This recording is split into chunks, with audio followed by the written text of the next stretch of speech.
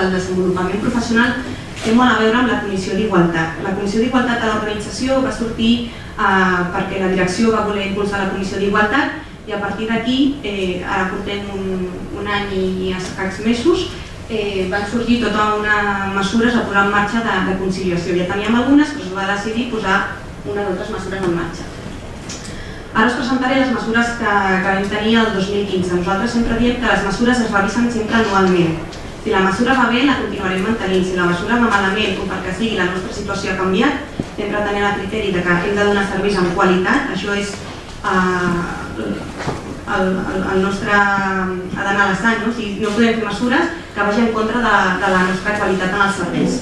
Doncs si això no funcionés, sempre diem que és una mesura que en qualsevol moment pot ser retirada, però si funciona bé, la gestionem bé i som responsables i ho fem bé, és una mesura que continuarà en el temps. Com som prova pilot de la reforma horària, vam adaptar l'horari europeu, ara fa un any. Això significa que una part de les persones que formem part de la Fundació tenim horari de 8 a 1 de migdia, de 1 a 2 dinem i de 2 a 5 de la tarda. Això significa que abans sortíem a les 6 de la tarda, teníem hora i mitja per dinar, doncs ara podem sortir una hora abans.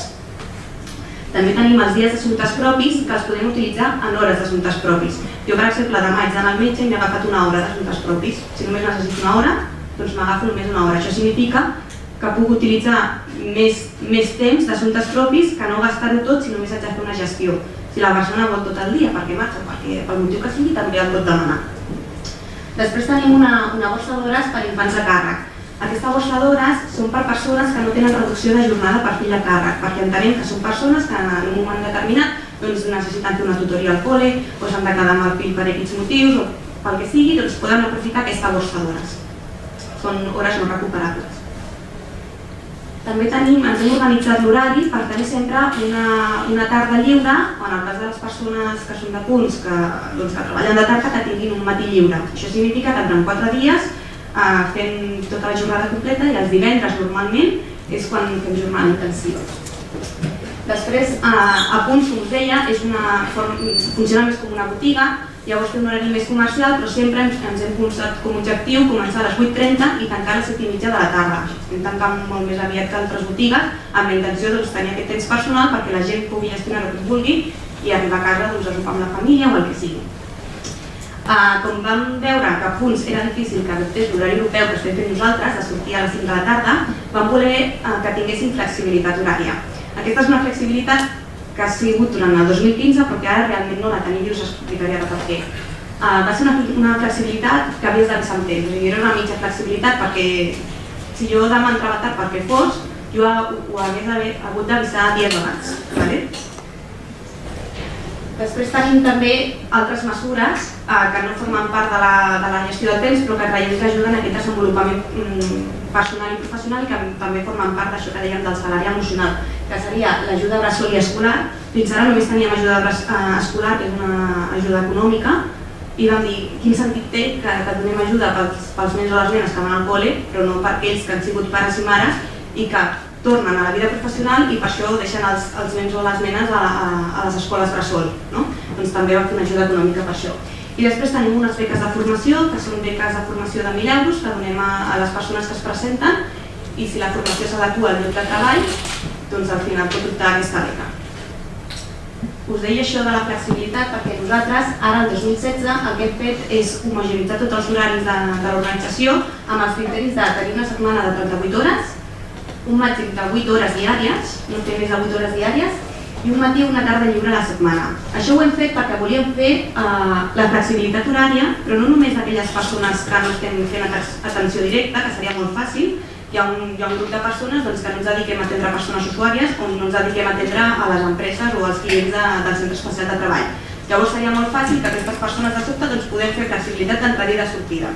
Però hi havia tot un gruix de persones, que són aquestes que tenien categoria d'operatius, que clar, fer atenció directa significa que com fas això de la flexibilitat si tens persones que estan allà i que tu els has d'impartir un taller o una activitat i necessiten que tu estiguis presencialment. Llavors el que vam fer és primer de tot dir farem aquesta flexibilitat reduint el temps de dinar. Opcionalment, si tu vols, pots dinar en 30 minuts. Si tu dines en 30 minuts, pots entrar o 30 minuts més tard o sortir 30 minuts abans. Clar, això Això va significar que, per exemple, els equips que són equips interdisciplinaris, tenim equips a la part assistencial, que hi ha persones psicòlogues, treballadores socials, tècnics d'atenció directa, s'havien d'organitzar perquè el seu servei sempre tingués professionals per atendre les persones usuàries i hi haguessin persones per obrir i tancar els locals. Això va significar que al final la flexibilitat, hem pogut fer flexibilitat a tota l'organització, però no és una flexibilitat, diguem, al 100%. És a dir, ens vam trobar que quan els càrrecs intermitjos els vam dir hem d'organitzar la flexibilitat. Els que eren persones psicòlogues i treballadores socials, de sobte tenien sempre flexibilitat per la tarda i per matí, però les persones que formaven part dels seus equips, que eren persones tècniques d'atenció directa, que són els que tenen el gruix de fer activitats i tallers, potser només tenien un dia a la setmana de flexibilitat, no era equitatiu. Llavors vam posar unes normes per poder fer aquesta flexibilitat, que era que sempre hi havia d'haver igualtat d'oportunitats de fer flexibilitat en tots els membres de l'equip i sempre hi havia d'haver-hi 2 persones com a mínim a cada servei que no estiguessin fent en aquell moment activitat per atendre, per exemple, si venia una persona amb una urgència. Això al final va donar que els càrrecs intermitjos i els mateixos equips es van adonar que difícil és fer mesures de conciliació en una organització perquè, clar, quan penses que només és benefici propi ho veus molt fàcil, però quan t'has d'organitzar amb la resta és quan comencen les complicacions i també va despertar una mica de solidaritat entre els companys i de veure que no és just que una persona que fa 100% atenció directa sempre surti la perjudicada i no pugui mai fer flexibilitat horària. Una altra cosa que vam posar en marxa aquest 2016 va ser la bossa d'hores per persones que tenien pares i mares grans majors de 75 anys. Perquè és veritat que vam veure que hi ha moltes persones que tenen fills, però al final tenim un percentatge de la població de persones que treballen a la Fundació que ja aquests fills són grans, ja no accedeixen a la bossa d'hores, però comencen a tenir els pares grans. I els pares han de poder anar al metge o es posen malalts. Llavors aquesta bossa estava dedicada a això, a l'atenció mèdica per cura de pares i mares grans.